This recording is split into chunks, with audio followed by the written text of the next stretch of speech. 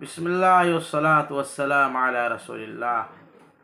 محترم حضرات، کسی کے تکلیف اور پریشانی اور بیماری دیکھ کر بدگمان نہیں ہونا چاہیے، بلکہ اللہ تعالیٰ سے عافیت کی دعا مانگنا چاہیے۔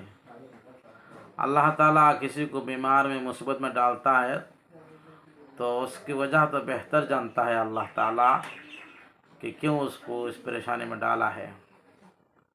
حدیث شریف کے اندر آتا ہے اللہ تعالیٰ مصیبت ڈال کر اپنے مومن بندوں کو گناہ سے پاک و صاف کرنا چاہتے ہیں۔ کوئی آدمی بیمار کی وجہ سے مر جائے، آج کل بہت بڑی بڑی بیماری ہے، اس میں آدمی جب مبتلا ہوتا ہے تو آخر کار دنیا سے چل بستا ہے۔ تو ہم میں سے بہت سارے لوگ جو غلط قسم کے ہوتے ہیں، وہ بدگمانی کرتے ہیں کہ فلاں آدمی نے یہ گناہ کیا اس لیے اللہ نے اس کو ایسا پکڑا ویسا پکڑا۔ یہ بالکل ٹھیک نہیں ہے۔ بیمار میں آدمی مرتا ہے تو اللہ کے یہاں کیا درجہ ہے، آپ حدیث ملاحظہ فرمائیے۔ ہمارے آقا محمد صلی اللہ علیہ وسلم کیا فرماتے ہیں؟ عن ابی ہریرہ رضی اللہ عنہ قال قال رسول اللہ صلی اللہ علیہ وسلم من مات مریضا مات شہیدا۔ حضرت ابو ہریرہ رضی اللہ عنہ روایت فرماتے ہیں، جو آدمی بیمار ہو کر مرتا ہے، کسی بھی بیمار ہو کر مرے گا، بیماری کی حالت میں مرے گا، مات شہیدا، وہ شہید ہو کر مرتا ہے۔ سبحان اللہ۔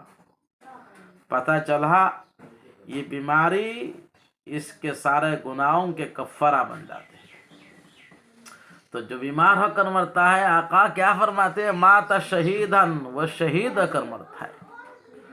اور کیا فضیلت ہے؟ ووقی فتنۃ القبر، اللہ تعالیٰ اس کو قبر کے عذاب سے بھی حفاظت فرما لیتے ہیں۔ سبحان اللہ، کتنی بڑی بات ہے۔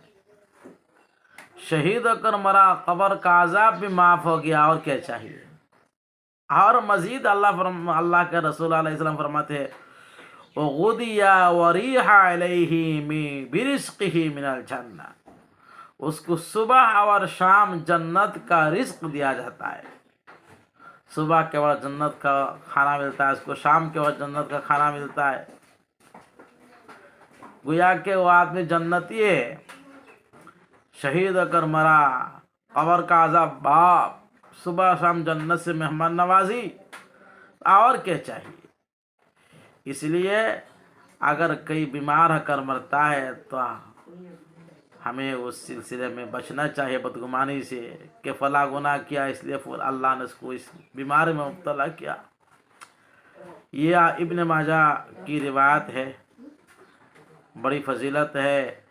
بیمار ہو کر مرنے کی بھی تمنا گناہ نہیں ہے، بلکہ قیامت کے دن تو جو اہل عافیت والے ہیں، جن کو اللہ نے دنیا میں کوئی پریشانی نہیں ڈالی ہے، عافیت میں رہے، وہ ان مصیبت زادوں کو، جن کو اللہ تبارک و تعالیٰ نے مصیبت دی ہے، ان کو اللہ تعالیٰ کیا کیا نعمتیں دیں گے۔ ان نعمتوں کو دیکھ کر عافیت والے تمنا کریں گے کہ کاش کہ دنیا میں ہمارے جسم کو قینچی سے کاٹ دی جاتی اور آج ہمیں یہ نعمتیں ملتی تو اچھا ہوتا۔ اس لیے اہل مصیبت کو بھی نہیں گھبرانا چاہیے، صبر کرنا چاہیے، اور اہل عافیت والوں کو بدگمان نہیں ہونا چاہیے کہ اس نے یہ گناہ کیا اس لیے اللہ نے اس کو اس مصیبت میں ڈالا ہے۔